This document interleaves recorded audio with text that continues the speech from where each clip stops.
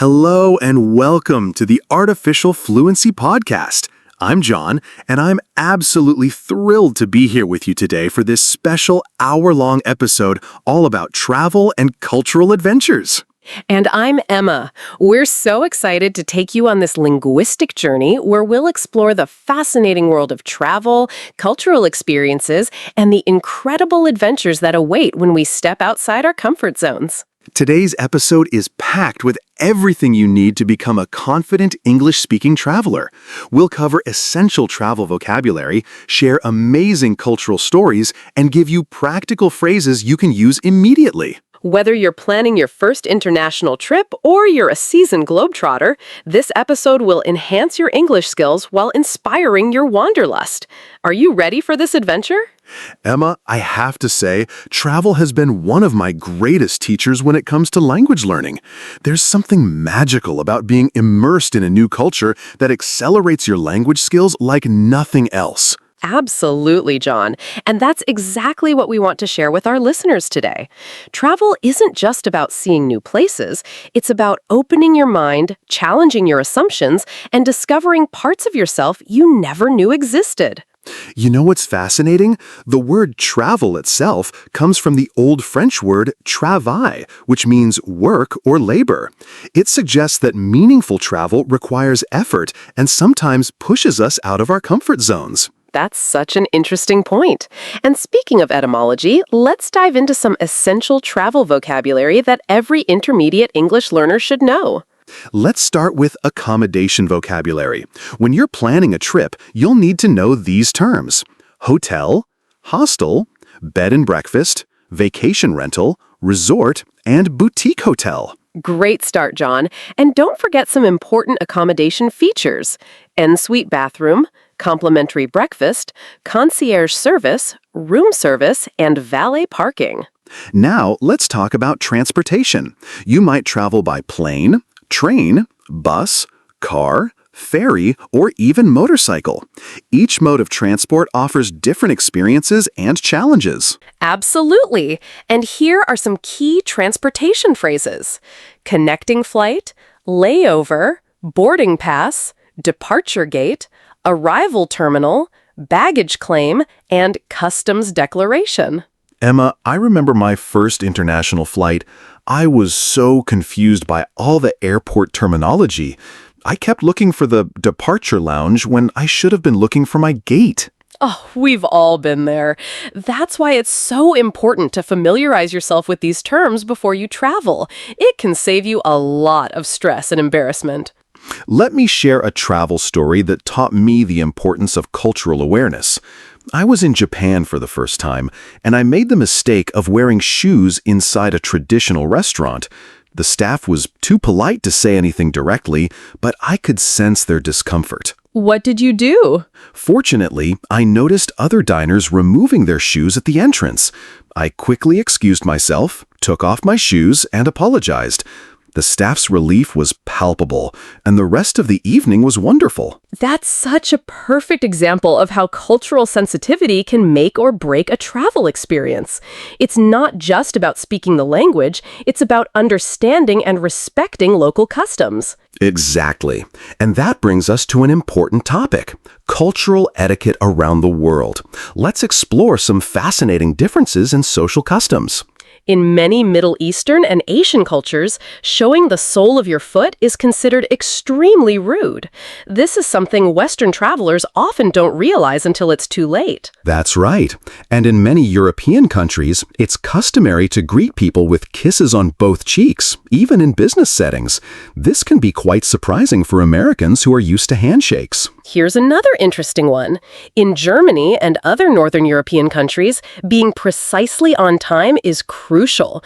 Arriving even 5 minutes late can be seen as disrespectful. Whereas in many Latin American and Mediterranean cultures, arriving exactly on time might actually be considered rude. You're expected to be fashionably late. Isn't it amazing how diverse our world is?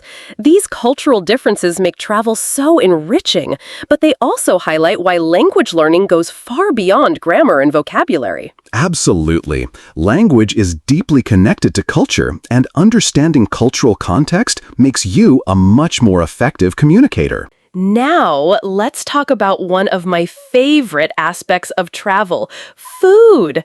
Culinary adventures are often the highlight of any trip, and they provide fantastic opportunities to practice English with locals. Oh, I love this topic. Food is such a universal language. Even when you don't speak the local language fluently, sharing a meal can create instant connections with people. Let's go through some essential food and restaurant vocabulary. When dining out, you'll need to know terms like appetizer, main course, dessert, specialty, recommendation, allergy, vegetarian, and vegan. And don't forget these useful restaurant phrases. Could we see the menu, please? What do you recommend? I have a food allergy to. Could we have the bill, please? And is service included? I'll never forget my first time trying street food in Thailand. I was nervous about ordering because I didn't speak Thai, but the vendor was so patient and kind. We used gestures, basic English, and lots of smiles to communicate. What did you end up ordering? Pad Thai with extra spice. It was absolutely incredible, and that interaction gave me so much confidence to continue exploring local cuisines throughout my trip. That's the beauty of food travel. It forces you to step outside your comfort zone and connect with people in authentic ways. Food is culture on a plate. Let's shift our focus to practical travel situations where English skills are essential. Airport scenarios are probably the most crucial, so let's practice some common airport conversations. Great idea. Let me demonstrate a check-in conversation. I'll be the traveler, and you be the airline agent. Good morning. I'd like to check in for flight BA205 to London, please. Good morning. May I see your passport and booking confirmation, please? Here they are. Here they are. I also have a request. Could I get an aisle seat if possible? Let me check what's available. Yes, I can move you to 14C, an aisle seat. Would you like to check any bags today? Yes, just this one suitcase. And thank you so much for the aisle seat. Perfect. Here's your boarding pass. Your flight departs from gate 23 at 2:15 p.m. Boarding begins at 1:45. Have a wonderful flight. See how polite and clear that interaction was? These kinds of conversations happen thousands of times every day in airports around the world. Exactly. Notice how we used polite language like may I, could I, and would you like. This level of politeness is expected in formal travel situations. Shh. Now, let's talk about hotel interactions. These conversations are crucial for a comfortable stay, and they're often more relaxed than airport exchanges. Let me show you a typical hotel check-in scenario. John, you can be the guest, and I'll be the receptionist. Hello, I have a reservation under the name Johnson. Welcome to the Grand Plaza Hotel, Mr. Johnson. Let me pull up your reservation. Yes, here it is. You're staying with us for 3 nights in a deluxe room with city view. That's correct. Could you tell me what time breakfast is served? Breakfast is served in our restaurant from 6:30 to 10:30.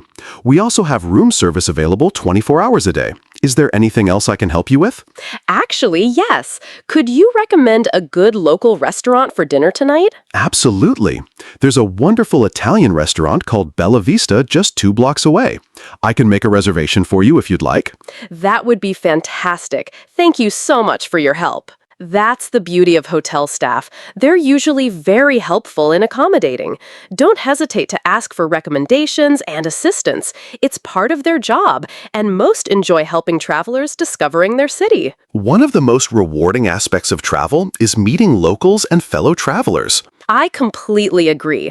I remember being lost in Prague trying to find a specific museum. I approached a local man for directions, and not only did he help me, but he ended up walking me there and sharing fascinating stories about the city's history. Those are the moments that make travel truly special. It's not just about seeing famous landmarks. It's about human connections and cultural exchange. For our listeners, here are some useful phrases for approaching strangers politely. Excuse me, could you help me? I'm sorry to bother you, but do you happen to know? And I'm a bit lost. Could you point me in the right direction? And remember, body language is crucial. Smile, make eye contact, and be respectful of people's time. Most people are happy to help a polite traveler, but everyone appreciates courtesy. Let's talk about something that often catches travelers off guard: different concepts of personal space and privacy around the world. That's such an important topic. In Northern European countries and North America, people typically maintain quite a bit of personal space during conversations. But in many Latin American and Middle Eastern cultures, standing closer is normal and actually shows interest and respect. I learned this the hard way in Brazil. I kept backing away during conversations, and people must have thought I was incredibly rude or uninterested. It's such a natural reaction, isn't it? We unconsciously maintain the personal space norms from our own culture, not realizing we might be sending the wrong message. The key is observation and adaptation. Watch how locals interact with each other and gradually adjust your own behavior to match the cultural norms. And speaking of cultural norms, let's discuss tipping customs, because this varies dramatically around the world and can cause real embarrassment if you get it wrong. Tipping is such a complex topic. In the United States, tipping 18 to 20% at restaurants is virtually mandatory. But in Japan, tipping can actually be considered insulting. In many European countries, a service charge is already included in the bill, so additional tipping is optional. But in countries like Egypt or India, tipping is expected in almost every service situation. My advice is to research tipping customs before you travel to any new country. It's worth spending 10 minutes reading about local expectations to avoid awkward situations. Absolutely. And when in doubt, ask other travelers or hotel staff. They're usually happy to explain local customs. And let me share one of my most memorable travel experiences that really illustrates the power of language and cultural exchange. I'm all ears. I was in a small village in Peru, and I got caught in a sudden rainstorm. A local family invited me into their home to wait it out. None of them spoke English, and my Spanish was pretty basic. But we spent the entire afternoon communicating through gestures, drawings, and the few words we shared. That's absolutely beautiful, Emma. It shows that genuine human connection transcends language barriers, doesn't it? Exactly. And it motivated me to study Spanish more seriously. I wanted to return and have deeper conversations with this incredible family. That's the magic of travel. It doesn't just teach you about other cultures, it teaches you about yourself and what's truly important in life. Transition sound. Now let's discuss some essential travel phrases that can get you out of tricky situations. We'll start with emergencies and then move to everyday challenges. For emergencies, you need to know help. Emergency. Call the police. I need a doctor. Where is the nearest hospital? And I've lost my passport. For everyday challenges, I'm lost. Can you help me? My phone isn't working. I can't find my hotel. Do you speak English? Could you please repeat that? And I don't understand. Remember, most people understand that you're a traveler and will be patient with your English. Don't be afraid to ask for help. The worst thing that can happen is someone says no. And often, people will go out of their way to help tourists. I found that showing genuine appreciation and respect for local culture usually results in wonderful interactions. Let's talk about one of my favorite travel topics, transportation adventures. Each mode of transport offers unique opportunities to practice English and meet interesting people. Oh, I love this topic. Some of my best travel conversations have happened on trains, buses, and planes.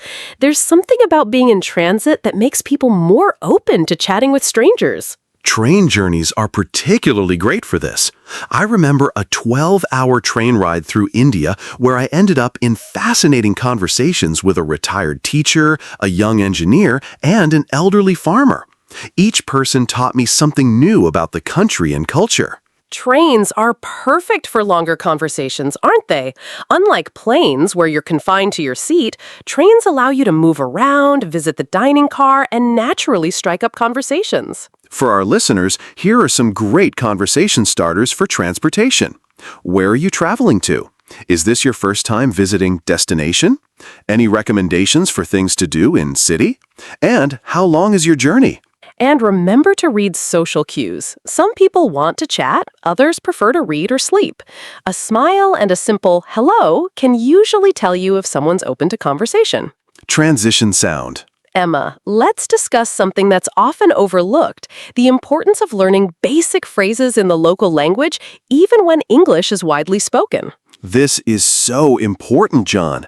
Even learning to say hello, please, thank you, and sorry in the local language shows tremendous respect and often opens doors to warmer interactions. I learned this lesson in France.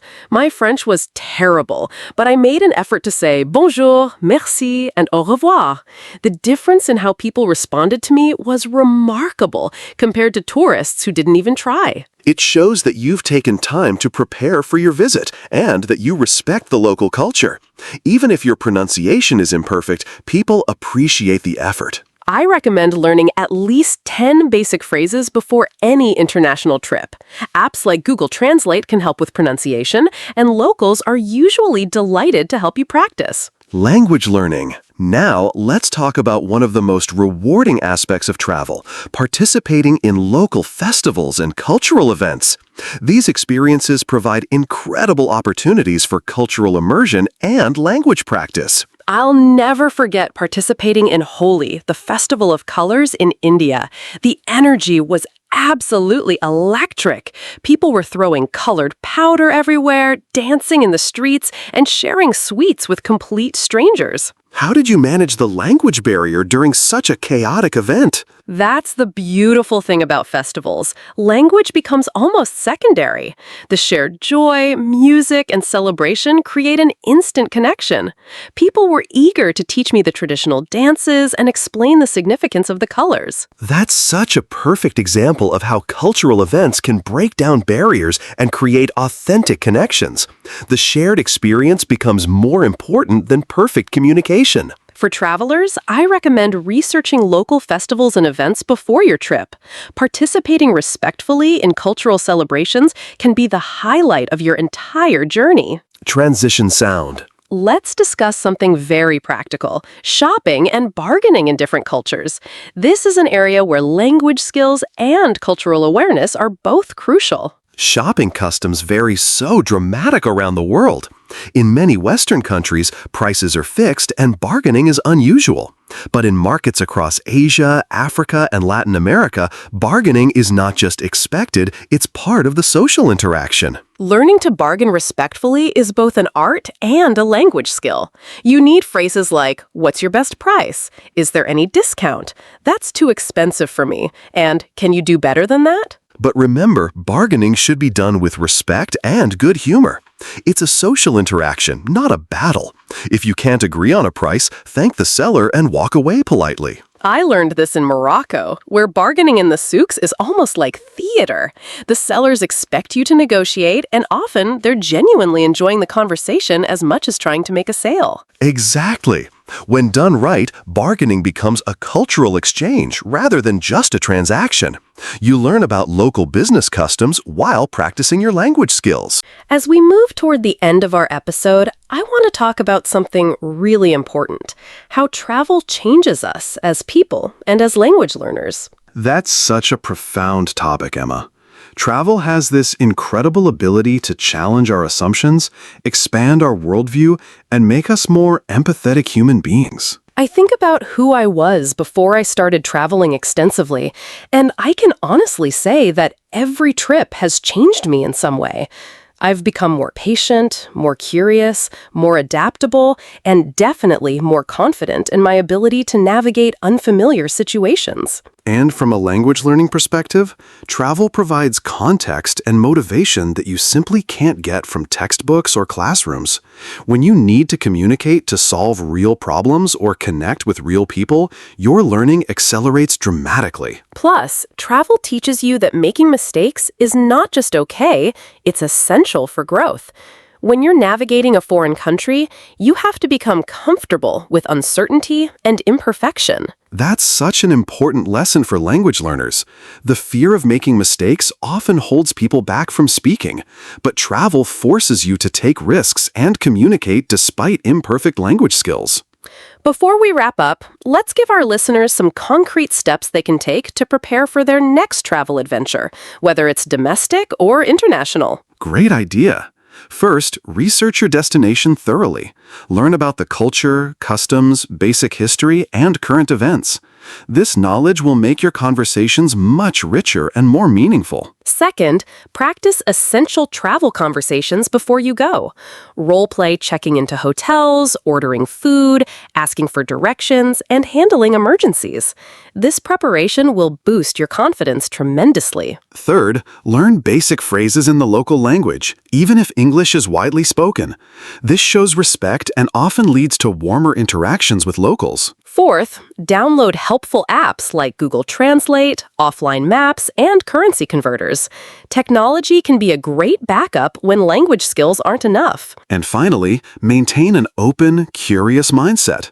Embrace the unexpected, be willing to step outside your comfort zone, and remember that the best travel experiences often come from unplanned moments. You know, John, as we conclude this episode, I'm reminded of why we're so passionate about combining language learning with travel and cultural exploration. It's because language is so much more than grammar rules and vocabulary lists, isn't it? Language is the key that unlocks entire worlds of human experience, understanding, and connection. Exactly. When you improve your English, you're not just learning to communicate, you're preparing yourself to engage with the world in ways that can be truly transformative. Every conversation with a stranger, every cultural exchange, every moment of confusion that leads to understanding, these are the experiences that make us more complete human beings. So to our listeners, we want to leave you with this thought. Don't wait until your English is perfect to start exploring the world. Start where you are, with what you have, and let your curiosity and courage guide you forward. Thank you so much for joining us for this special extended episode of the Artificial Fluency Podcast. We've covered so much ground today, from practical travel phrases to deep cultural insights. We hope you feel inspired and equipped to embark on your own travel and cultural adventures. Remember, every journey begins with a single step, and every conversation begins with a simple hello. Share your travel stories with us using the hashtag #ArtificialFluencyTravel. We love hearing about your adventures and language learning breakthroughs. Next week, we'll be back with a regular 30-minute episode focusing on English idioms and expressions. Until then, keep practicing, keep exploring, and keep growing. This is John and Emma from Artificial Fluency, wishing you safe travels and successful language adventures, wherever your journey takes you. Thanks for listening.